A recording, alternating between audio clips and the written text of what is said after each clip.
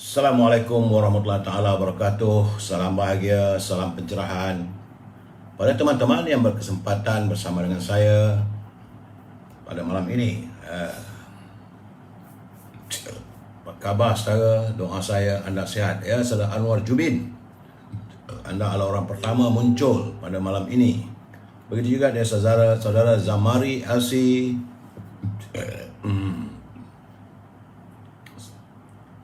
Zaiani ni lelaki perempuan tak tahu gambarnya. Nampak lelaki ada, perempuan ada. Kita juga saudara Muhammad Fuad, Waalaikumsalam dari Gombak saudara ya. Saudara Hafiz Wan Basirun, Amy Furniture, Syah Ibrahim, apa khabar? Ya, menuju alam akhirat. Waalaikumsalam. Saudara Syuib Mat Syuami, saudara Muhafizi Mat Bizi, salam dari Terengganu ya. Terengganu lega dah sikit kot. Musim panas dah balik sekarang ni. Begitu juga saudara Mustafa Ilyas. Waalaikumsalam. Saudara Limut, saudara Cik Azlan, Cheryl Yunus Lili. Waalaikumsalam. Saudara Abu Nems dari Taiping, saudara Zahan Ayub. Begitu juga dengan Puan Rosinin Kuringot. Apa khabar? Moga sehat di Sabah ha? Saudara Zulkifli daripada Penang Mai, Cik Zul. Tuan Abdul Rahman, Tuan Ismail, Saudara Azul daripada Bangsa, Saudara Fazil Yub, Saudara Rino, apa khabar saudara? Mutiara Ilmu, sedap nama tu. Saudara Nur Samsiah, apa khabar? Selamat bersiaran katanya. Saudara Yusuf Awang, Waalaikumsalam, salam dari Tanah Merah. Begitu juga dengan Gani Satar, Marabiah Abdullah dari Pandan Jaya. Tuan Abdul Rahman, Tuan Ismail dari Besut Terengganu, Saudara Anwar Muhammad, Zurairi Kadir, Yusuf Hasim dari mana tak nampak pun, Saudara Sulaiman Abi, tulisan kecil-kecil saudara. Dan teman-teman yang tak sempat saya santuni, saya mohon maaf lah sebab malum sajalah ya. Begitu juga Rosini Keringot. Keadaan hari ini musim panas sikit saudara. Saya pun mata pun nampak blur sikit. Nampak macam mana saudara, usia pun dah begini. Baik saudara, hari ini saya mohon maaf sebab saya tidak mendapat kiriman apa-apa daripada saudara Rio. Mungkin beliau juga tidak mendapat penjelasan daripada Kementerian Kesihatan berhubung dengan jangkitan COVID-19. Mungkin besok adalah tu, sebab kata Kementerian Kesihatan dia akan bagi pada setiap jam 10 pagi keesokan hari. Jadi untuk hari ini kita tak tahu berapa ramai jangkitan dan sebagainya. Doa saya biarlah berkurangan saudara, sebab hari ini hari Sabtu 19 Februari, kita tinggal lagi 43 hari menuju kehadiran Ramadan Al-Mubarak saudara. 43 hari dan merupakan hari yang 703. Dah 703 hari bahawa kita diserang oleh virus corona. Jadi harapan saya agar kalau boleh biarlah tak ada lagi lah jangkitan, kerana letih lah rasanya. Namun begitu, kita mengharapkan agar Kementerian Kesihatan dapat segera memberi kenyataan berapa jumlah jangkitannya saudara. Jadi kita terus masuk e-commerce saudara. E-commerce sebagaimana yang saya katakan, saudara boleh berhubung dengan Al-Azhar untuk mewawarkan produk saudara, dan beliau ada dia punya timeline dia. Saudara boleh berhubung dengan Al-Azhar ya, 0113304141. Banyak produk yang ada pada dia. Jadi saya nak ceritakan satu persatu pun penuh nanti. Hubungi Al-Azhar di talian 0113304141. Yang dapat saya nyatakan, Al-Azhar tentulah haruman Al-Bakurnya, iaitu Stangi yang berasaskan kepada pati kayu khut. Begitu juga dengan minyak wangi parfum yang saya gunakan, saya pakai memang wangi saudara. Saya adalah Amir Al-Khud. Nama saja Amir Hijaz. Jadi gunakan Amir Al-Khud. Memang sedap baunya. Selalu juga boleh memesan rendang tok dan bahulu berdal, produk ibunya, serta gula O. Itu saja produk yang sempat saya beri penjelasan tentang produk yang ada. Tapi banyak, dengan Al-Azhar ni ada banyak produk. Saudara bolehlah berhubung dengan Al-Azhar di talian 0113304141. Kalau anda tak dapat berhubung dengan Al-Azhar untuk mewawarkan produk saudara, boleh berhubung dengan Siti Farehah. Di talian 017-711-4300. Siti Farehah sekarang ni orang banyak kenal dia dengan dendeng manis Siti Farehah. Memang sedap dan rasanya untuk makan dengan kanji, dengan nasi memang sedap. Sila hubungi Siti Farehah 017-711-4300. Untuk buah-buahan bagi Lembah Kelang, hubungi Syauqi 012-357-5703. Itu untuk buah-buahan dan terus hantar ke rumah saudara. Bagi ini produk yang paling saya suka iaitu Popiah Sira Lady Maria. Popiah Sira Lady Maria ini saudara memang sedap, pedas, rangut dan manis. Anda boleh berhubung dengan Nizam di talian 019-435-1203. Saudara, dan akhir sekali adalah produk daripada Puan Ella Zila. Boleh dihubungi beliau di 012-412-3767. Ella Zila dia memasarkan telekung Cinta Fatimah dan minyak saca inci yang kaya dengan omega 3, omega 6, omega 9 sebagai makanan tambahan jika ada rawatan untuk kanser, sakit jantung, kencing manis, darah tinggi dan kolesterol. Beli satu, dapat satu katanya sehingga hujung bulan ni. Itu saja saudara untuk kita wawarkan produk ini. Saudara, kita masuk segmen naluri kehidupan. Sungguhnya saudara, kita sekali lagi saya ingin mengingatkan saudara bahawa dalam kehidupan kita, amalan yang paling baik adalah bersedekah. Bersedekah itu adalah yang paling disukai oleh Allah SWT dan disukai oleh baginda Rasulullah. Kerana firman Allah SWT, dan belanjakanlah katanya, dermakanlah. Ini maksud ayatnya saudara, daripada surah Al-Munafiqun ayat yang ke-10 yang menyatakan bahawa dan belanjakanlah sebahagian dari rezekimu yang kami berikan kepada kamu sebelum seseorang dari kamu sampai ajal maut kepadanya. Jadi amat baik kalau saudara untuk kita saling bersedekah, kita berkongsi apa yang kita peroleh saudara. Dalam pada itu saya ingin mengingatkan saudara, jangan kita lupa untuk menunaikan solat 5 waktu. Kerana amat kerugianlah bagi mereka yang meninggalkan solat. Kerana kata yang bijak pandai, kalau kita meninggalkan solat subuh, ia seolah-olah kita kehilangan cahaya wajah. Jadi wajah kita akan pudar. Memanglah bila waktu subuh kita ambil air semayang, segar wajah kita. Tapi kalau kita tinggal solat subuh, menjadikan wajah kita pudar. Katanya, kalau kita meninggalkan solat zuhur, ia seperti menolak keberkatan. Kerana berkat pendapatan juga akan beransur-ansur hilang. Bagi mereka kalau tertinggal solat asar, jadi kesihatan sering terganggu. Jadi kalau nak sihat selalu, sentiasalah solat asar. Dan bagi mereka yang memerlukan pertolongan daripada anak-anak yang jauh, dan kalau kita di akhirat nanti anak-anak mendoakan kita, sentiasalah saudara jangan lupa untuk solat maghrib. Dan akhir sekali solat waktu isyak. Kerana dengan solat waktu isyak ini, maka kita akan memperoleh kedamaian waktu tidur kita. Kalau kita susah tidur, jangan tinggalkan solat isyak. Itu kata bijak pandai. Saya tidak boleh memberi lebih daripada itu, kerana itu yang dapatan saya bila teman-teman berkirim, saya kata elok kita berkongsi bersama. Baik saudara, kita masuk segmen Mutiara Kata. Dalam segmen Mutiara Kata ini saudara, kata Cikgu Hibil bahawa sungguh baik andai dikau memisahkan dirimu dari orang yang tidak percaya pada apa yang kau yakini, serta melawan imanmu, tapi jangan pula kau berfikir buruk serta mencela mereka. Ingat saudara, sesungguhnya amat baik andai dikau memisahkan dirimu dari orang yang tidak percaya pada apa yang kau yakini, serta melawan imanmu, tetapi jangan pula kau berfikir buruk serta mencela mereka. Itu kata-kata daripada saudara Ibil. Terima kasih Cikgu Ibil atas culipan kata-kata mutiara. Baik saudara, salam impian moratorium dan pengeluaran wang RM10,000. Kita masih lagi mengharapkan agar pengeluaran ini dapat dilaksanakan. Sebab saya melihat bahawa rakyat semakin tenat. Banyak memorandum, banyak permintaan-permintaan yang dilakukan oleh warga.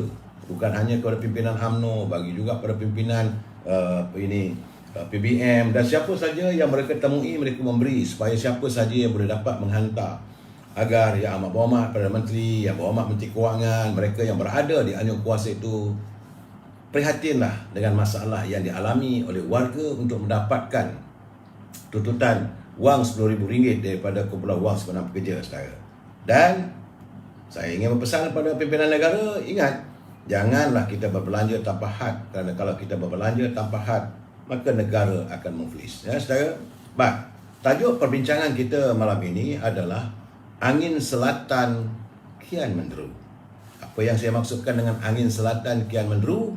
Sabar dulu, kita santun dulu pantun Pak Nazil. Kata Pak Nazil, pasang pelita baca hikayat, duduk bersandar, menghadap meja. Konon kata membela rakyat, rupanya sekadar di bibir saja. Artinya sekarang ni saya melihat culipan pantun Pak Nazil, beliau juga sudah mula bosan melihat pimpinan yang hanya pandai bermain kata-kata. Jadi kononnya untuk membela rakyat, tapi rupanya sekadar di bibir sahaja. Kata Pak Nazil lagi, rumah kayu dibina Datuk, kanan kiri si pokok sentul. Politik Melayu kutuk mengutuk, diri sendiri saja yang betul. Ini bagi mereka yang sering melontarkan kata-kata, orang ni tak betul, orang ni tak betul, apakah diri mereka saja yang betul? Itu Pak Nazil sudah meragui cara mereka berpolitik seperti itu. Dan beliau tentulah tak suka melihat pemimpin ataupun orang politik ni melontarkan serangan bercorak peribadi, saudara. Kemudian saya juga menerima kiriman daripada saudara Nordin Malik. Beliau memang dia runsing melihat keadaan suasana politik negara, sebab beliau merupakan mewakili anak muda. Beliau merupakan pejuang muda dari Perak Tengah dan amat mengharapkan agar negara kita damai. Hadirnya pemimpin-pemimpin yang hebat untuk menyantuni generasi seusia dengan beliau. Bukan seusia dengan saya dah warga emas, saudara. Kata saudara Malik, susun cawan atas para, tunggu masa air mendidih. Serang menyerang makin ketara, segala buruk habis terlondih. Jadi sebagai anak muda, Nordin dah merasakan tak sepatutnya lah kita serang menyerang ni sehingga melondihkan segala-galanya. Katanya lagi, simpan kangkung di ceruk-ceruk, hendak dimakan sekawan tuntung. Melayu berpolitik, buruk memburu, orang lain menanggung untung. Jadi kalau kita saling kutuk mengutuk, buruk memburu, ya tak boleh orang lain yang mendapat labanya. Jadi beliau mengingatkan. Sebagai anak muda, saya amat suka dengan pantun-pantun dikirimkan oleh Saudara Nordin ini. Ini menggambarkan generasinya. Pak Nazil menggambarkan generasinya. Sebab itu saya memilih dua-dua mereka ini untuk kita santuni pantun mereka. Saudara, terima kasih Pak Nazil, terima kasih Saudara Nordin. Baik, kita masuk segmen yang agak pencerahan minda untuk kita berkongsi ilmu, iaitu gedung ilmu. Kerana orang tua kita dulu sering berkata, pemimpin hendaklah sentiasa memegang pada syarak dan adat, dan mereka mesti menjaga kemurnian sikap dan jangan menjadi angkuh. Kerana umat Melayu wajar dipimpin oleh pemimpin yang gigih, yang bekerja sehabis mungkin sedaya upaya, dengan bukanlah mementingkan diri. Kerana kata pimpinan terdahulu, kalaulah pemimpin hari ini terdiri dari kalangan pemimpin yang gigih, bila ia memimpin rakyat, ianya gigih, tahan bersakit maupun berpedih, imannya kuat, pantang beralih, tugas terlantar, hatinya sedih. Jadi kalau tugas tak dilaksanakan, dia rasa sedih. Itu kalau kita punya pemimpin yang gigih. Memikul beban, tahan ditindih, dalam berkorban, hatinya bersih. Dijadikan pemimpin, ia terpilih. Dijadikan tua, banyak yang boleh, banyak yang dapat kita perolehi daripada kepimpinannya. Dijadikan induk, ia pengasih, memimpin umat, tuah berlebih. Jadi kalau kita mendapat pemimpin yang gigih, maka banyaklah tuah yang kita akan dapat. Itu harapan daripada pemimpin dan juga warga bangsa terdahulu. Saudara, kita sambung lagi malam esok.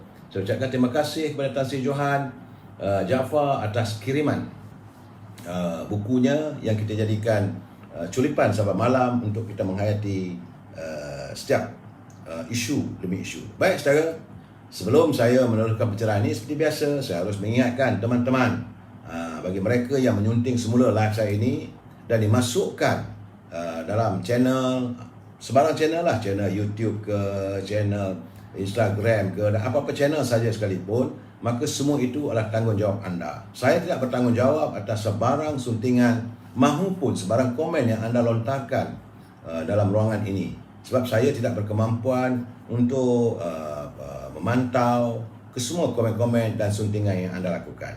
Ingat, ini adalah pencerahan politik dan kita mesti bersetuju untuk tidak bersetuju. Lain tak ada saudara. We must agree to disagree. Dan sebagai warga cinta damai, saya amat mengharapkan kita santuni setiap masalah itu. Bicara kita biarlah bicara yang berfakta serta penuh dengan keharmonian. Jangan kita gunakan bahasa yang tidak baik, sebab warga bangsa Melayu ini dia menegur dalam senyuman, menegur dalam gurauan, dia menegur juga dalam sindiran, saudara. Baik, hari ini tentang kumpulan wang sembilan pekerja.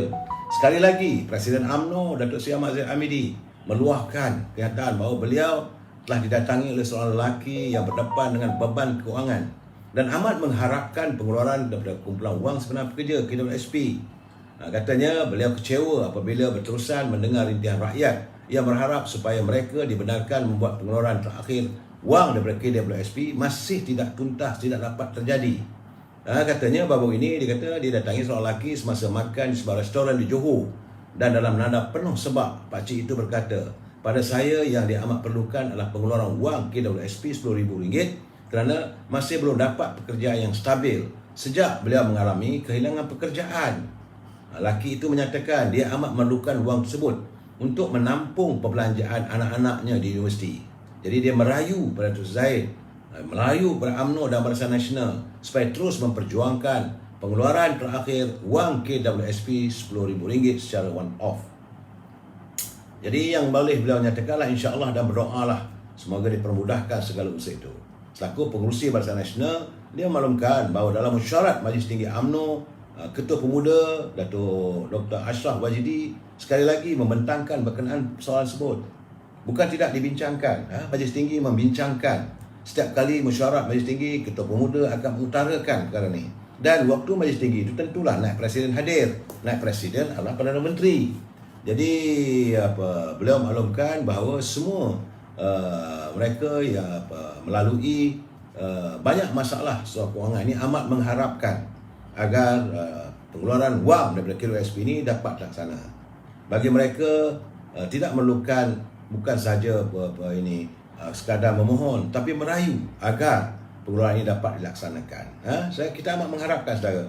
Dan saya terus terang saya kata, sejujurnya saudara, saya bila saya menatap curipan dalam Facebook, dalam Instagram dan juga dalam media sosial, ada dalam satu majlis ceramah politik yang dihadiri oleh Ketua Perangan Parti PBM, ada juga warga yang meminta supaya menghantar memorandum permohonan mereka untuk pengeluaran wang KWSP ini agar diluluskan. Sekarang ni PBM Parti Perbeza Bersatu baru mereka tahu bahawa benda ini bukan merupakan satu perjuangan UMNO semata-mata. Sebab tu dia kata dia akan berikan memorandum itu pada Tan Sri Muhyiddin selaku pengurusi Pelan Pemulihan Negara. Bagi saya tak ambil kisah, sebab kita tidak melihat isu ini bukan untuk mencari laba politik. Bukan isu KWSP ini untuk mencari populariti, tidak. Ini adalah denyut nadi rakyat. Kita tak mahu melihat rakyat sentiasa dijeruk hati dan perasaannya. Jangan kita menegur air mata rakyat yang begitu sukar sekarang. Sebab itu saya katakan, kalaulah Tan Sri Muhyiddin sebagai pengurusi Pelan Pemulihan Negara dapat bercakap dengan Yang Amat Perdana Menteri dan juga dapat bercakap dengan Tengku Zafrul, kerana beliau adalah bertanggungjawab melantik Tengku Zafrul sebagai Menteri Kewangan. Kalau ini berjaya, laksanakanlah. Kita tak mahu ambil kredit. Tidak terniat di hati UMNO sama ada presidennya Datuk Zahid Hamidi ataupun mantan presiden Datuk Zahid Hamidi dan Datuk Najib ataupun ketua pemuda, ketua puteri dan pimpinan UMNO. Kita tidak berhasrat untuk menjadikan isu pengeluaran wang sebenar pekerja ini sebagai isu politik. Ini adalah tuntutan rakyat. Saya dah bercakap benda dah hampir setahun. Saudara, kita amat mengharapkan sangat-sangat. Kita tak ambil kisahlah. Kalau mereka nak ambil kredit pun ambil lah. Asalkan hidup rakyat ini dapat dimulakan, dapat mereka memperolehi wang. Itu bukan wang kerajaan, wang simpanan mereka yang mereka tabung setiap bulan, hasil daripada titik peluh.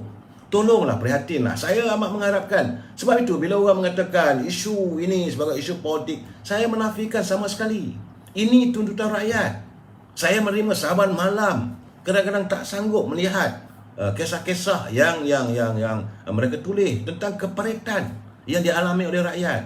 Jadi saya harap agar Yang Berhormat Perdana Menteri, Yang Berhormat Menteri Kewangan, mereka yang berada kuasa di anjung di KWSP, janganlah memberi sebarang alasan lagi. Bagi mereka yang berkelayakan, berikanlah.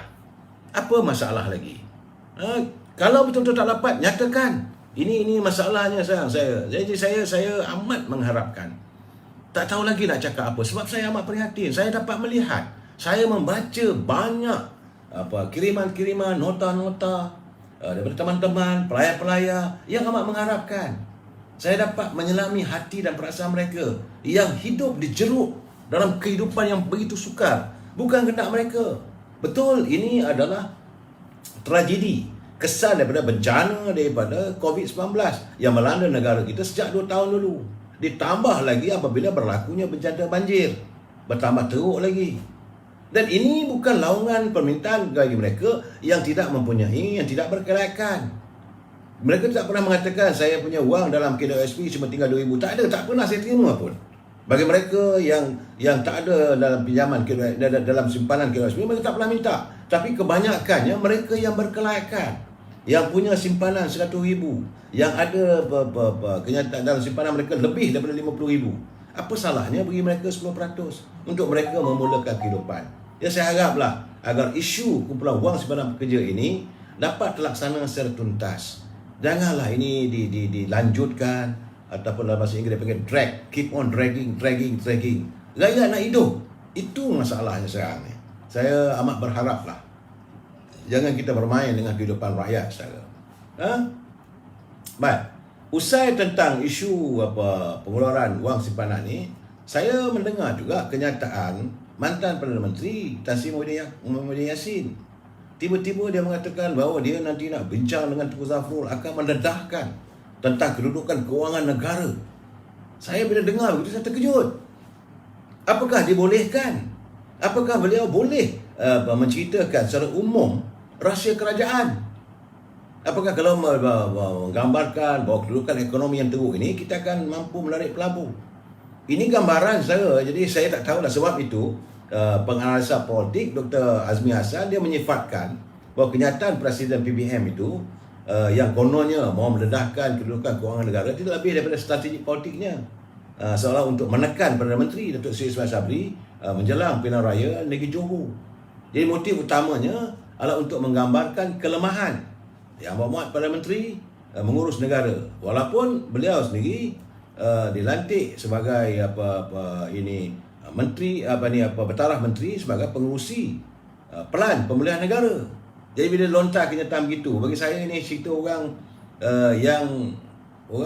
orang dah macam orang dah buang tebiat. Cakap je merapu. Saya nampak merapu.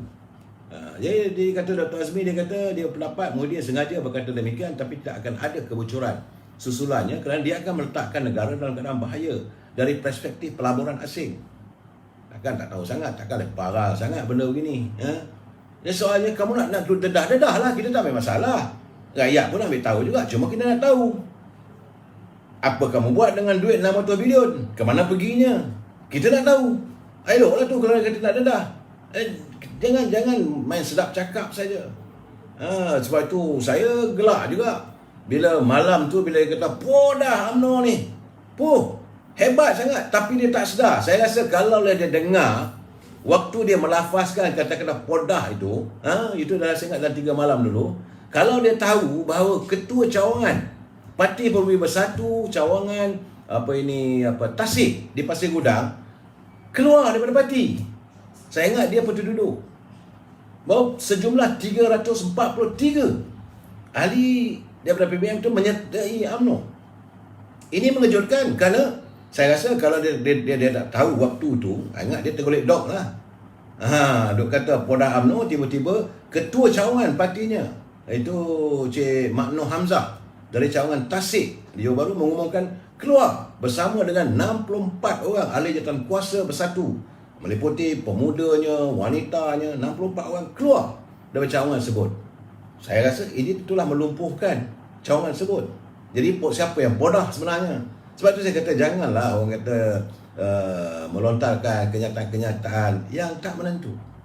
Kamu kata bodoh dekat UMNO, yang ada semua berciciran. Banyak lagi cawangan-cawangan yang akan bubar. Parti Buruh Bersatu ni dah kekurangan ahli sebenarnya. Sebab itu dia merasa dia dalam keadaan tertekan.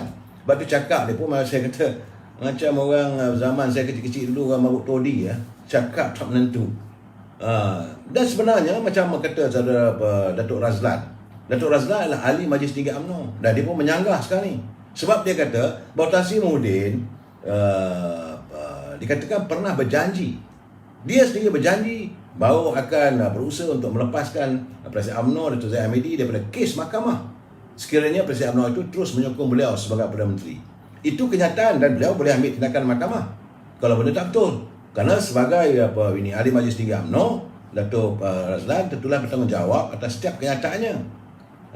Kata Datuk Razlan Rafi dalam ciapan Twitternya, perkara itu berlaku ketika UMNO memutuskan untuk menarik sokongan terhadap Perikatan Nasional. Jadi bukan Datuk Zahid yang minta tolong dia yang bagi menawarkan. Dan sebab tu dia kata cuba tanya Tan Sri Muhyiddin, semasa UMNO tarik sokongan kepada beliau, kenapa ada pujukan dan rayuan kepada Datuk Zahid dan berjanji untuk melepaskan dari kes mahkamah dan sebagainya, kalau seandainya Datuk Zahid terus menyokong beliau? Nasib baiklah, dia kata Datuk Zahid tidak melayan. Datuk Sri Zahid tidak melayan permintaannya dan tetap berkeras untuk menggantikan Tan Sri Muhyiddin dengan kita minta untuk diadakan pilihan raya demi untuk menyelamatkan rakyat. Itu kata Datuk Razlan saya. Jadi nampak gayanya tekanan dan ugutan yang tidak dilayan membuatkan Presiden UMNO, mantan Presiden UMNO diseret dan pimpinan-pimpinan UMNO yang lain diseret. Orang lain tak dibawa ke mahkamah. Ini yang dikatakan, yang dibising Datuk Lokman Adam tu. Dia kata bahawa ini adalah tuduhan terpilih. Ya, itulah kerana sebab itulah cukup-cukuplah kita minta. Kalau boleh jangan sentuhlah benda ni. Orang pun tak nak dengar. Kalau setiap kali naik pentas, maki hamon, katalah itu, kata ini, orang pun tak mau dengar lagi dah. Isu kluster mahkamah ni, orang di Johor ni dah mangli dah. Cari idea lain. Cari isu macam mana nak memperbaiki ekonomi rakyat. Macam sekarang ni, kita nak Kumpulan Wasulan Pekerja. Macam mana apa yang dilontarkan oleh Datuk Hasni, memberi gambaran bahawa berusaha untuk menjadikan Johor kembali sebagai negeri nombor 1 memacu ekonomi negara. Itu yang diharapkan. Ini kita lihat, Pakatan Harapan lain tak ada. Kalau Tan Sri Muhyiddin naik, maki hamon presiden, mantan presiden dan pimpinan UMNO. Dia punya slogannya adalah kluster mahkamah, rompak penyamun. Itu ayat wajib bila dia naik pentas. Kemudian kalau kumpulan Pakatan Harapan lain pula ni, lain tak ada, naik pentas saja, langkah Sheraton. Sebab ini bukan kita yang buat. Bukan UMNO yang melakukan langkah Sheraton, tapi masih lagi nak diajukan seolah-olah ini adalah gerakan langkah Sheraton ni UMNO. Cuma nasib baiklah saya tengok tak adalah Datuk Seri Anwar Ibrahim yang nak melontarkan kenyataan sebegitu. Saya rasa dia berpijak bumi nyata, tapi yang lain tu main bercakap saja. Sebab itu saya melihat kenyataan daripada Profesor Muhammad Kamal. Dia kata bahawa etika dan moral pemimpin politik Melayu dilihat semakin menurun dan amat teruk selepas kemerdekaan negara. Itu beliau yang menulis buku Corruption and Hypocrisy in Malay Muslim Politics, the Agencies of Moral Ethical Transformation, Profesor Emeritus Tan Sri Muhammad Kamal Hassan. Dia menzahirkan kecewaannya dengan pemimpin yang lebih membudayakan nilai kebendaan dan politik yang diimport dari barat. Politik yang diimport dari barat bercempera banyak cara. Kalau dia mengamalkan politik dari barat ini, personality assassination, tearing the lies, kerana ada demokrasi ini, game of the numbers, termasuklah scheme of thing. Sebab itu Profesor Emeritus Tan Sri Muhammad Kamal dia kata dia bosan. Saya memang berasa amat kecewa katanya dengan pemimpin politik orang Melayu. Kerana katanya dari kecil dia melihat perkembangan politik. Kerana dia dilahirkan di Kelantan, di Pasir Mas, itu Lubuk Pas. Kebetulan dia menggambarkan suasana terdahulu. Kebetulan dulu ayah saya pemimpin UMNO, bapa saudara saya pula pemimpin PAS. Kami boleh duduk serumah. Waktu itu memang panas, tetapi keadaannya tidak seperti hari ini. Dia kata begitu, keadaan sekarang ni politik orang Melayu dah bercempera. Kita ambil segala budaya-budaya yang bercempera, akhirnya kita jadikan politik ini sebagai perpecahan, perbalahan. Kita mewujudkan personality assassination ataupun pembunuhan peribadi yang tak ada diada-adakan. Kita mengamalkan amalan macam Hitler, telling the lies, cerita yang tak betul, tapi diceritakan berterusan supaya orang percaya. Kerana kalau kita satu benda yang tak betul itu dikatakan berkali-kali, akhirnya orang akan percaya bahawa itu betul walaupun perkara tak betul. Ini adalah politik daripada barat. Budaya kebendaan. Itu budaya kebendaan termasuklah budaya wang, subukan dan sebagainya. Ini diimport dari barat menyebabkan kita berpecah. Jadi beliau sebagai profesor, dia kata saya menyampaikan hasrat yang sangat kecewa terhadap pemimpin politik Melayu hari ini. Katanya ini kenyataan beliau diluahkan semasa beliau menghadiri program bersama dengan Tan Sri Johan Jaafar yang disiarkan secara langsung di Facebook Sinar Harian. Saudara boleh semak balik. Saya ingat hari Rabu dulu dia ada pernah bercakap benda tu. Jadi kita melihat sekarang ni bahawa bijak pandai negara kita juga sudah menzahirkan kekecewaan mereka terhadap apa yang berlaku pada negara kita sekarang ni. Jadi cukup-cukuplah saudara. Hari ini sebenarnya kalau saudara lihat dari Johor, ini gambaran dari Johor, bahawa pimpinan akar umbi, ini bukan lebay-lebay datang, pimpinan akar umbi sudah pun menyuarakan kekecewaan mereka dan menolak sama sekali persekongkolan PAS dengan PBM. Sekarang ni saya dapat laporan sekongkolannya ada dapat 7 hingga 8 lokasi di Johor, termasuklah data Jejantas yang digantung dengan kain rentam mengenai sikap ahli PAS yang menolak Perikatan Nasional. Intipati yang terpampar pada kain rentam itu ialah mereka ini akar umbi PAS ni mahukan Muafakat Nasional yang merupakan gabungan antara UMNO dengan PAS yang dimeterai pada September 2019. Tapi Muafakat Nasional sudah pun terkubur. Jadi mereka menzahirkan, mereka tak juga. Mereka tak mahu adanya Perikatan Nasional. Itu gambaran saudara. Sebab itu mereka sekarang rela bekerja untuk memenangkan UMNO Barisan Nasional. Kekecewaan mereka dan besar kemungkinan kalau mereka dipaksa juga mungkin mereka tak akan turun mengundi. Bahkan ada juga banting-banting yang mengugut bahawa jentera pilihan raya tidak akan bertugas pada PRN Johor kali ini. Itu yang tersiar. Saya nampak juga dalam culipan yang dikirim oleh Ahli Majlis Tinggi UMNO, Datuk Dr. Fuad Zakasi. Memang ramai warga akar umbi sudah menzahirkan kekecewaan yang teramat melihat perkembangan politik yang tidak mereka sangka boleh berlaku, berpisah jua akhirnya antara UMNO dengan PAS. Saudara, itu keadaannya tentang Perikatan Nasional. Dan saya hari ini saya juga terkejut membaca ledakan berita daripada laman MT dan juga tulisan daripada laman Facebook Tun Carlos. Ini amat-amat memeranjatkan saya kerana bila saya dengar bahawa saya baca katanya Peguam Negara Tommy Thomas dikatakan membidas bahawa beliau bertindak secara korup semasa berkhidmat sebagai Peguam Negara. Ini adalah untuk menjawab persoalan tentang rupanya ada kes yang melibatkan seorang anak jutawan yang rapat dengan pimpinan terdahulu yang terlibat dalam najis dadah. Katanya patutnya anak jutawan tersebut mesti dibawa ke muka pengadilan di bawah 39B yang hukuman lain tak ada, hukumannya gantung. Tetapi seolah-olah ia diselamatkan apabila menurut edisi siasat yang menukar nama kepada edisi khas mendakwa walaupun anak lelaki jutawan tersebut ditahan di bawah Seksyen 39B kerana terlibat dengan kuantiti dana yang agak besar. Tetapi Peguam Negara ketika itu Tommy Thomas mengklasifikasikan kes itu sebagai tiada tindakan lanjut, NFA. Saya tak tahu itu yang disiar, saya harus baca, cuma saya terkejutlah kalau benar itu berlaku. Tak sepatutnya. Apakah ada undang-undang, apakah adanya campur tangan eksekutif dalam sistem perundangan kita. Mungkin sebab itulah agaknya ini Nasib Muhyiddin, Dr. Mahathir berkali-kali melaungkan kenyataan bahawa kalaulah UMNO itu menang, maka kluster mahkamah ini akan diselamatkan. Artinya mereka pernah melakukan. Ini yang berlaku sekarang, saudara. Mereka pernah melakukan. Jadi mereka pernah mengarahkan supaya ada orang ini kena dakwa, orang ini tak perlu dakwa. Saya boleh melihat kenyataan daripada Tommy Thomas itu yang tersiar daripada laman FMT dan Tun Carlos. Saya kata, apakah ini benar ada? Dan sepatutnya pihak berkuasa, pihak berwajib harus melihat perkara ini secara tuntas. Ini bukan soal main-main, saudara. Kita tak mahu adanya perlanggaran terhadap sistem kehakiman negara kita ini. Kita dah ada separation of power, iaitu pembahagian kuasa, kuasa eksekutif, kuasa legislatif dan kuasa ini judiciary. Jadi bila berlakunya campur tangan ini, itu yang jadikan negara kita jadi huru-hara sekarang ni, saya. Huru-hara dah sekarang ni, macam-macam terjadi. Dan tidak dilihat satu kedamaian yang dicapai, yang dicetuskan.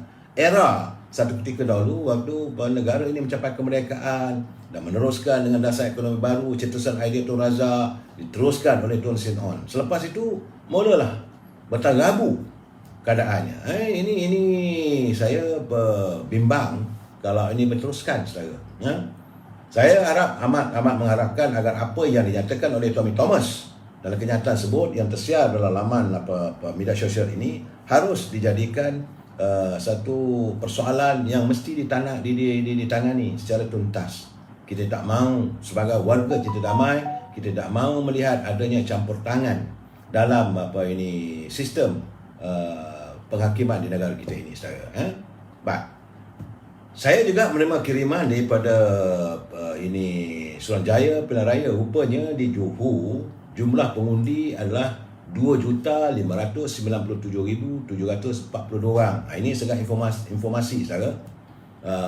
Pengundi lelaki ada 1,300,923 orang.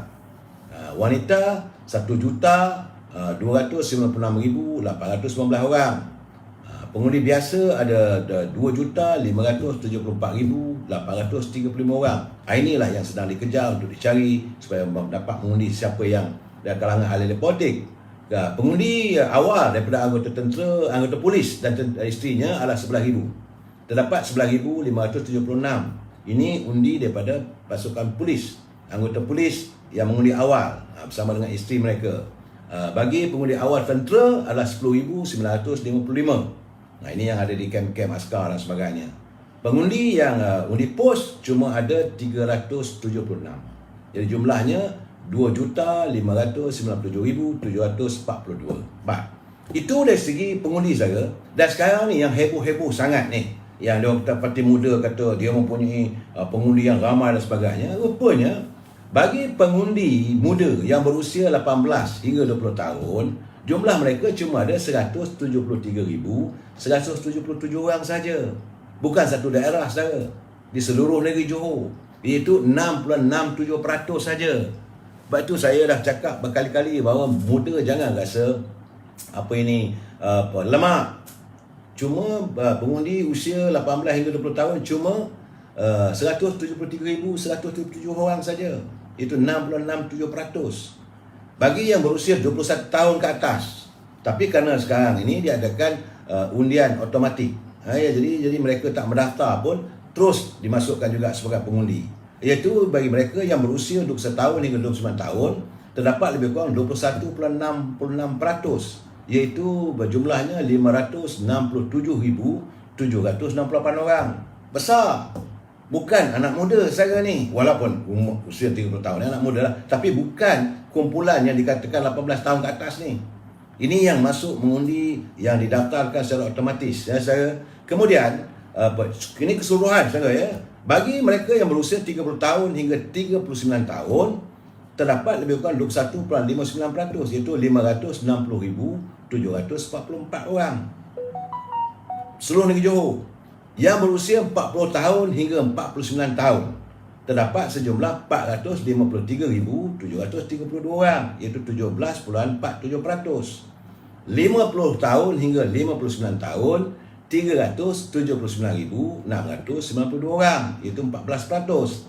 Berusia 60 tahun hingga 69 tahun ada 276,075 orang, itu 10,63%, lebih tinggi daripada yang jumlah anak muda tadi tu. Bagi yang 70 tahun hingga 79 tahun, ini sama, iaitu 131,557, itu sekitar 56%. Jadi mereka yang berusia 70 tahun ke atas sehingga usia 79 tahun ada 56%. Bagi yang berusia 80 tahun hingga 89 tahun, rupanya ada 45,573, iaitu 1.7%. Dan yang berusia 90 tahun ke atas ada 9,424 orang, iaitu 0.36%. Jadi ini adalah gambarannya pengundi-pengundi yang akan turun mengundi pada 12 bulan nanti. Jadi janganlah mengatakan bahawa undi anak muda ni 700,000. Tidak. Saya boleh menjelaskan. Ya, saudara. Dan saudara, saya nak jelaskan juga bahawa satu-satunya kiriman video yang saya terima hari ini, ini dari seorang pelayar yang agak menyentuh perasaan saya. Dia memberi perbezaan. Perbezaannya adalah antara gula dan kopi. Itu imbalannya dalam politik kita ni, antara gula dan kopi. Kalau kopi itu pahit, gula dipersalahkan kerana kurang gula. Sedangkan suasana keadaannya sebegitu, yang salah gula. Kalau kopi itu terlebih manis, gula juga disalahkan kerana terlebih gula. Kalau sedap, sama-sama okey keadaannya, gula disetepikan, tapi kopi itu sudah disebut, ini kopi kau. Jadi artinya kehadiran gula ni macam UMNO Barisan Nasional ni, kalau keadaan suasana tak menentu, UMNO disalahkan. Kalau kita buat lebih baik pun, UMNO disalahkan. Sedangkan bila suasana tu okey, UMNO dilupakan. Itu gambarannya. Jadi lestari kelestarian ini adalah letak pada emosi. Saya sangat mengharapkan agar kita dapat menjadikan ini sebagai satu imbalan pemikiran kita. Dan cuma saya mengharapkan warga UMNO bersabar. Sebab tu saya katakan, saya lega bila saya melihat pimpinan UMNO terdiri daripada Presiden, mantan Presiden Datuk Seri Najib turun ke lapangan, Datuk Ahmad Hassan Timbalan Presiden, Ketua Pergerakan Pemuda, Ketua Puteri, Ketua Wanita. Kita tidak mencabar. Begitu juga dengan Ketua Perhubungan UMNO di Johor, kita tidak mencabar. Kita menyatakan keadaannya. Kita menafikan elemen ataupun budaya politik yang maki hamun. Alhamdulillah. Sebab itu saya katakan, saya cakap pada kawan-kawan, dia kata tak payahlah kita nak maki orang. Kita ceritakan kita. Kalau untuk kita bertekak mengatakan kita yang terbaik pun, kalau dia dah dalam kepala otak tu dia dah set, dia kata ini tak baik, tak buat apa. Don't waste the time. Kita usahakanlah cari lagi pengaruh yang lain. Jadi sebab saya melihat, macam contohnya dalam laman yang saya bagi pencerahan saban malam, dalam fikiran dia tu, dia tak terima dah UMNO ni. Buat macam mana pun dia tak boleh nak terima. Jadi nak buat macam mana orang macam ni? Cuma kita harapkan janganlah menggunakan perkataan, jangan kamu mencontohi pimpinan sebelah sana yang maki hamun, gunakan kata-kata yang carut-mencarut. Itu bukan budaya kita. Saya amat mengharaplah.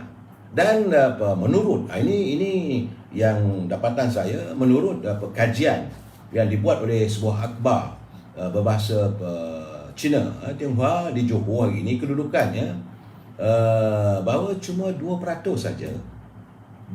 saja warga keturunan Tionghoa atau Cina ni yang menyokong Perikatan Nasional. Ini realiti, mereka buat survey. Sementara cuma 24% saja yang masih menyokong parti DAP. Sementara 5% belum membuat keputusan. Dapatan mereka juga ada juga bahawa 30% mungkin mereka sama ada belum buat keputusan nak keluar atau tak, nak keluar atau tidak untuk mengundi. Selebihnya mereka sudah pun meletak kepercayaan. Sebab kalaulah UMNO Barisan Nasional mampu menggamet 5 ke 10% saja pengundi daripada bukan Melayu, daripada keturunan Tionghoa dan India, saya katakan walk home. Seandainya UMNO Barisan Nasional mampu menggamet 10 ke 15%, 5 atau 15% pengundi-pengundi bukan Melayu, saya kata walk home. It's a walk home game. Ini realiti saudara. Sebab sekarang ni kalau saudara pergi ke Johor, ini saya belum turun ke Johor lagi, dapat kiriman, yang saya dapat kiriman kawan-kawan, Memang di pekan-pekan, saya tanya juga anak saya kat Johor, tolong hantarkan gambar. Saya tengok, memang berderet kedai-kedai yang ditutup. Perniagaan sepi. Ekonomi memanglah sebagaimana yang dizahirkan oleh Duli Yang Teramat Mulia Tengku Mahkota Johor, yang merasakan kerusingan baginda bahawa kedudukan ekonomi, bukan politik, ini ekonomi agak menurun. Dan hari ini kedai-kedai kosong, lengang. Pusat-pusat makan apa yang dulu ada dekat Dangga Bay lah, bertambah berkurangan. Kerana mungkinlah kerana Covid dan sebagainya, Johor ini selalunya tiap hujung minggu, macam hari ni, hari Sabtu, seringkali pelancong-pelancong daripada Singapura akan turun ke Johor. Sebab di Johor ini tukaran wangnya, kita bertukar dengan Singapura, RM1 Singapura, $1 Singapura, kita RM3.56 duit kita. Dia tinggi. Begitu juga mereka menjadikan Johor ini adalah sebagai hub sebelum mereka pergi ke Melaka. Jadi jajaran Melaka dan Johor ini adalah kunjungan utamanya adalah pelancong-pelancong ataupun mereka yang datang, warga Singapura, untuk mereka beristirahat, berhujung minggu, makan dan sebagainya. Tapi sekarang ni keadaannya agak sepi. Ini realitinya. Sebab itu masyarakat warga bukan Melayu Cina, tentulah mereka berniaga. Masyarakat peniaga-peniaga di Johor, mereka mengeluh, dan sebab itu mereka sudah mula kembali kepada yakin atas kepimpinan UMNO Barisan Nasional. Ini gambarannya saya dapat. Kalau mereka kembali pada UMNO Barisan Nasional, insya-Allah menang besar lah. Tak tahulah saya. Dan saya tengok bahawa bila pimpinan sebelah sana mengatakan keadaan negara ni duit tak ada lah, tabung kantung dah berkurangan. Cuma saya tengok culipan daripada, ini fakta saudara, apa yang dilontarkan oleh saudara Isham Jalil. Dia kata memang Malaysia menghadapi masalah kewangan, sebagaimana yang dikatakan oleh Tan Sri Maudin. Memang benar. Tetapi semua itu berlaku sejak daripada zaman Pakatan Harapan, di mana ketika itu Tan Sri Maudin juga adalah sebagai anggota kabinetnya. Dan diikuti seterusnya ialah Parti Perikatan Nasional, PN. Lebih teruk lagi apabila beliau menerajui kepimpinan di Anjung Sri Perdana. 22 bulan Pakatan Harapan, 17 bulan. Jadi artinya 39 bulan kerajaan yang mereka pimpin itu meminjam sejumlah lebih daripada 300 bilion. Dan mereka berbelanja lebih daripada 600 bilion.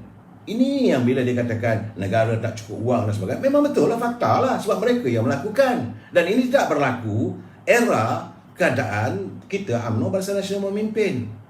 Sebab saya kata jangan gebang. Selepas PRU 14, kerajaan PA yang juga termasuk Parti PPN telah banyak menjual aset-aset negara, terutamanya yang ada pada khazanah negara. Sedangkan era sebelum itu, sebelum ini dipimpin Sri Najib, khazanah mempunyai nilai asetnya meningkat daripada 33 bilion kepada 116 bilion. Tapi bila mereka memimpin, habis antara aset terbesar yang cukup malang bagi kita apabila mereka sanggup menjual asetnya, itulah rangkaian hospital IHH Berhad. Ini merupakan rangkaian hospital kedua terbesar di dunia yang diwujudkan oleh kerajaan pimpinan Barisan Nasional dengan nilai 50 bilion. Tapi selepas PRU 14, kerajaan Pakatan Harapan telah menjual sebahagian bersaham itu kepada negara Jepun dengan harga 84 bilion saja. Dan sehingga IHH hari ini bertukar dari syarikat milik Malaysia kepada syarikat milik Jepun. Ini realitinya, saudara. Dan samping itu katanya untuk mengumpul dana, kononnya untuk membayar hutang-hutang Felda dan sebagainya, mereka meminjam. Tidak terjadi. Cuma baru ni saja, iaitu ramai tak sedar bahawa pada akhir tahun 2020 di bawah kerajaan Muhyiddin, Felda telah meminjam sejumlah 9.9 bilion dengan menerbitkan suku, dengan tujuan utamanya adalah untuk digunakan untuk menghapuskan hutang penoloka. Jadi soalan sekarang ni, kenapa pula dana yang diperolehi dari penjualan aset negara tidak digunakan untuk penghapusan hutang peneroka? Ini masalah sebenarnya. Kadang-kadang mereka, bila kita bercakap, mereka kata kita ni tak pandai ekonomi. Tapi dari segi logikanya mereka meminjam sana. Yang ini terbiar. Lepas tu terbitkan pula suku. barulah anak-anak nak bayar hutang Felda. Lepas tu claim lah. Sebab tu saya dengar ucapan Tasimuddin bila dia bercakap soal Felda tu, saya rasa ada benda dia tak cakap benar. Kerana dia menjual suku ataupun saham ataupun bond.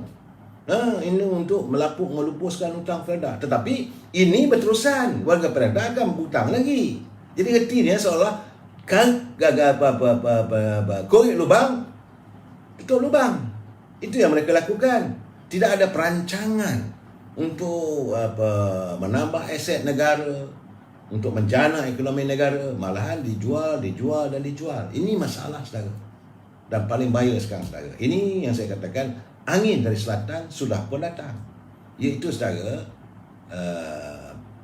DAP sedang mengatur pertemuan sulit kerana dia nak jadi abang besar. Seperti jangka, DAP membimbing Pakatan Harapan sejak dari awal penubuhan Pakatan Harapan. Ini realiti. Sebab itu bila mereka berkuasa, abang besarnya lah DAP. Saya jangan lupa. Dan pimpinan mereka akan berusaha untuk mengabui mata orang-orang kita ni. Saya tidak mau bercakap nanti orang kata saya ni resis, tetapi kita lihat sendiri apa yang berlaku macam di Singapura. DAP adalah warisan daripada PAP. Bagaimana satu ketika dulu lihat sendiri Lee Kuan Yew macam mana nak tarik keyakinan orang Melayu. Dia sanggup pakai songkok lah, bila bulan puasa dia turun buka puasa, dia pergi ke Gelang dan sebagainya. Jadi orang Melayu Singapura waktu itu percaya 100%. Inilah pejuang, kerana dia juga seorang peguam. Banyak orang tak tahu Lee Kuan Yew sebenarnya dulu beliau adalah peguam kepada syarikat Surat Khabar Usaha Melayu. Jadi dengan menjadikan bahawa dia baik dengan warga kita ni, orang kita mudah percaya. Macam sekarang lah, kalau saya tengok sendiri, dia orang sanggup pakai tudung, anak-anak dara dia amoy-amoy pun sanggup pakai baju kurung, pergi ke masjid. Lain tak ada matlamatnya lah untuk politik. Tapi berhati-hati saya, sebab hari ini mereka sudah pun menjadi abang besar. Mereka adalah merupakan orang yang seolah-olah dapatan saya kabarnya banyak soal-soal dana-dana untuk politik ini sumbangan daripada saluran yang mereka ada. Tentu datang daripada angin selatan. Saya memanglah saya mengaku saya tidak ada bukti. Kalau saya ada bukti saya perlasah habis-habis. Tapi gambaran yang saya dapat, macam contohnya macam parti muda, begitu juga dengan parti-parti yang lain. Jadi apa nak jadi pada negara kita ni? Kalau saya bukanlah saya anti pada DAP. Saya tak kata parti DAP itu jahat, tetapi berhati-hati. Kita harus berhati-hati. Jangan sampai negara kita ini jadi seperti Singapura. Sebelum mereka berkuasa, sanggup buat apa saja. Kita pun terpana. Tapi bila berkuasa, tengok sendirilah. Saya dulu pun dah cakap, bila sampai ke Kementerian Kewangan, bila Lim Guat Eng jadi Menteri Kewangan, mungkin saya tak pernah bertandang. Saya sampai saja ke Kementerian Kewangan, saya terkejut. Saya terasa masuk ke pejabat di Hong Kong. Sayu hati. Jadi saya balik, saya terus tak pergi. Tak ada urusan pun. Jadi kalau kita tengok keadaan ini akan berlaku nanti. Sebelum mereka berkuasa, bila mereka dah ada kuasa, mereka akan grip segala-galanya. Boleh lihat, tanyalah pegawai kita, pegawai kerajaan yang duduk di Kementerian Kewangan dulu, era Pakatan Harapan, bagaimana Kementerian Kewangan itu, siapa sebenarnya yang berkuasa, siapa yang buat keputusan, siapa yang memberi kontrak dan sebagainya. Ini jelas, saudara. Ini keadaannya. Saya tak katalah DAP itu jahat, tetapi berhati-hati apa salahnya, saudara. Sebab kita kena nak tahu siapa sebenarnya penyumbang dana untuk penubuhan Pakatan Harapan. Dan saya dah dedahkan Tasimuddin 3 hari lepas pun sanggup duduk dengan pemimpin DAP dalam keadaan dia menggapai kuasa. Kalau dia sanggup duduk dengan DAP, cuma yang saya nak persoalkan, bagaimana dengan kedudukan PAS yang tak malah mengatakan PAS tidak akan percaya dengan DAP. So sekarang macam mana ni keadaannya? Jadi bagi saya, PAS kena jawab sendirilah. saya tak nak jawab lah. Lu fikirlah sendiri baik. Dan hari ini kabarnya Parti Keadilan telah pun menamatkan senarai calon-calon untuk diturunkan. Cuma UMNO belum lagi. Kita belum terima lagi. Semalam saya dah dedahkan tentang Parti Amanah. DAP pun belum menjelaskan siapa calon-calonnya. Begitu juga dengan Parti Perikatan Nasional PN. Belum ada senarai calon-calon yang akan diturunkan. Dapatan saya calon untuk Tiram Gopala Krishnan, untuk Lakin Dr. Zamil, untuk kempas Nafsiah Khamis yang bising, yang marah sangat tu bila tak dapat bertanding dekat kursi apa nama kursi yang rendah tu, yang bagi pada muda. Kemudian untuk Bukit Batu, Arthur Cheong Sen, Zurinah Johari bertanding di Tenggaro, Hanif Ghazali bertanding di Benut, Muhammad Zaiful Bakri, ini parti keadilan saudara ya, bertanding di Kukup, Haryati Abu Nasir bertanding di Semarang, Rosman Tahir di Tanjung Surat, Omar Mokhtar Abdul Manap di Johor Lama, Saudara Khairuddin Abdul Rahim, dia dulu bekas Adun Senggarang, dia akan bertanding di Dun Rengit. Kemudian Buluh Kasab, Si Subramani, Dun Pemanis Yong Tau, di Sri Medan Azmi Masrani, Dun Semerah Muhammad Kazan Abu Bakar, Dun Bukit Naneng Muhammad Yasuri Kusni, Naim Jusri bertanding di Dun Gambir. Sedap tengok tu. Abdullah Syahid Dun Balang, Dr. Mazli Malik Layang-Layang, dan Fakaruddin Muslim di Dun Pasir Raja. Jadi artinya sekarang ni saya melihat parti keadilan dia langgar habis. Dia langgar muda. Dia tidak ada, sebab itu bagaimana apa yang diminta oleh Farhash, bekas Sistem Politik Anwar Ibrahim, dia kata ini keadilan harus bertanding di semua kursi, langgar je lah. Saya sudah melihat bibit-bibit perpecahan dalam parti keadilan, antara parti keadilan dengan puak-puak daripada Pakatan Harapan.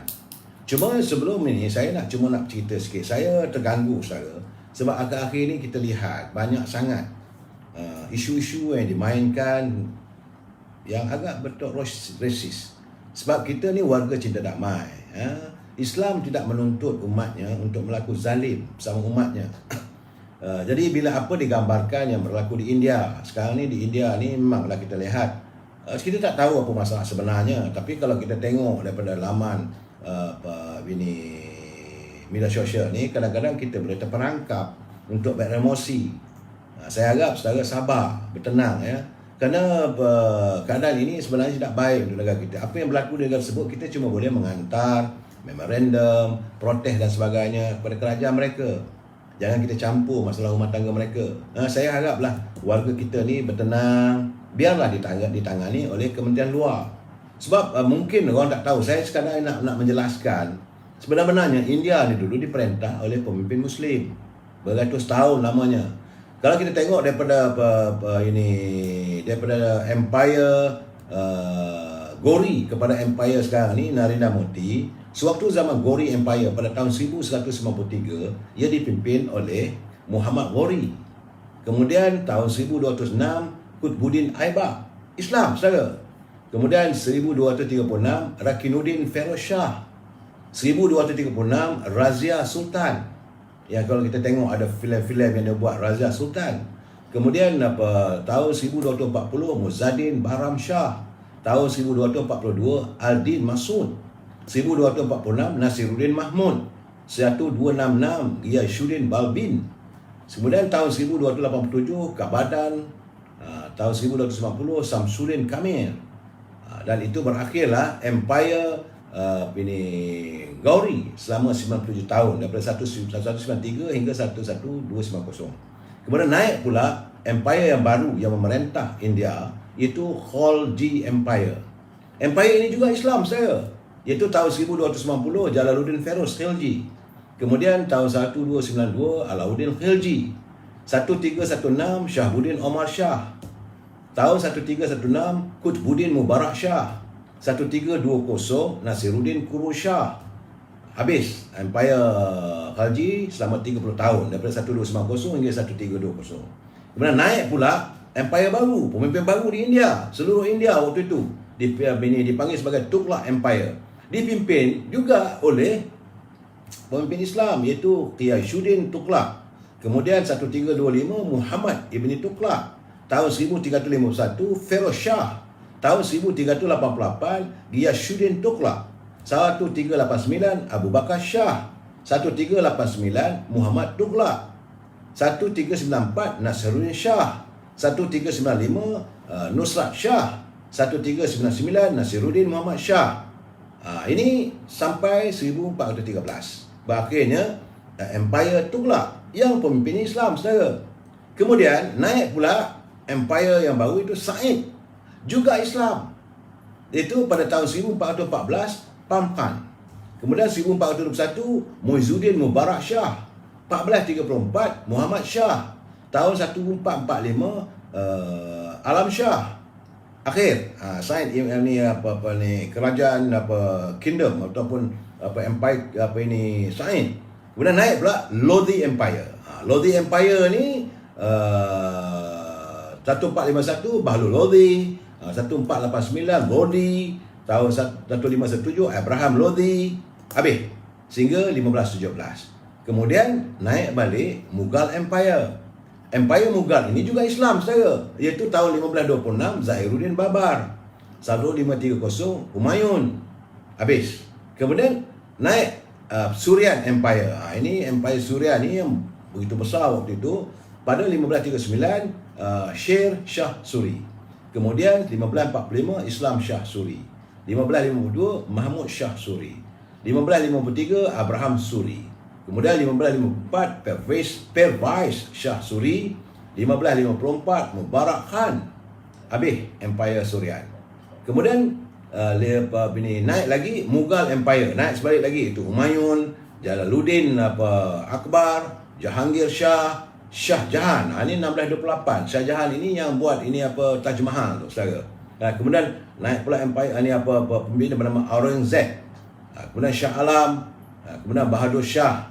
Sehingga kemudian tahun 1719 Mahmud Shah, Ahmad Shah, 1759 Shah Alam. Kemudian 1806 Akbar Shah, 1837 Zafar. Berakhirlah Mughal Empire. Pada 1837 datanglah British memerintah India. Inilah bermulanya habis dah Islam di India. Apabila 1828 datang Lord King, 1862 James Bruce Elgin, 1864 Lord J. Lawrence, 1869 Richard Mayo, 1872 Lord Notabak. Kemudian 1876 Lord Edward Latin, 1880 George Ripon, 1884 Lord Dufferin, Lord Henry 1888, Lord Victor Bruce Elgin, George Gassein, Gilbert Mintuk. Ini orang putih yang memerintah, saudara, daripada 1858 sehingga 1947. Saudara. Jadi selepas itu barulah India dimerdeka pada 1947. Perdana Menteri pertama adalah Jawaharlal Nehru. Inilah berlakunya perpecahan dan naiklah Golzari Lal Nanda 1964. 1964 juga Lal Bahadur Shastri, kemudian Golzari Lal Nanda, Indira Gandhi tahun 1966, Moraji Desai 1977, Charan Singh 1979, Indira Gandhi sekali lagi 1980, Rajiv Gandhi 1984, VP Singh, Chandrasekhar, Narasimha Rao 1991, Devi Goda, I.K. Jugral, Atal Bihari Vajpayee, Manmohan Singh 2004 dan 2014 hingga hari ini, iaitu Narendra Modi. Ya, ini gambaran yang berlaku di India. Bagaimana waktu itu tidak ada masa waktu Islam memerintah di India, tak ada pun kita dengar penyembelihan dan pembunuhan. Cuma sekarang ni ada ditularkan dalam media sosial dan sebagainya. Saya berharap agar kita bertenang, biarkan mereka menyelesaikan masalah mereka. Jangan kita pula di sini kita nak bermusuh dengan teman-teman kita yang kita sedang duduk pun. Kita berada di bawah satu payung atas nama Malaysia. Kita adalah warga cinta damai. Jangan saudara kita terpengaruh dengan apa yang berlaku. Saya amat mengharapkan berhati-hati, sebab akan ada orang meniupkan api kebencian supaya kita bermusuh. Apa artinya kalau kita bermusuh? Tak ada apa yang kita dapat. Apa yang berlaku di India, biarlah rakyat India selesaikan. Warga India yang ada di sini, mereka adalah warga Malaysia. Saya haraplah teman-teman semua, sebab saya khawatir kerana sudah ada bibit-bibit yang dilontarkan dalam media sosial. Saya amat berharap, sebab kita adalah warga cinta damai, kita mencari kedamaian, bahawa segala-galanya kita hidup dengan harmonis. Marilah kita tunjukkan bahawa negara kita ini, apa saja berlaku di luar sana, kita tetap harmonis. Cuma kita menzahirkan bahawa kita tak suka melihat berlakunya pembunuhan, kekerasan, penginayaan sesama insan. Kita kekalkan bumi kita ini adalah bumi untuk warga cipta damai. Kita sambung lagi malam esok. Wabillahi taufiq wal hidayah. Assalamualaikum warahmatullahi wabarakatuh. Selamat malam.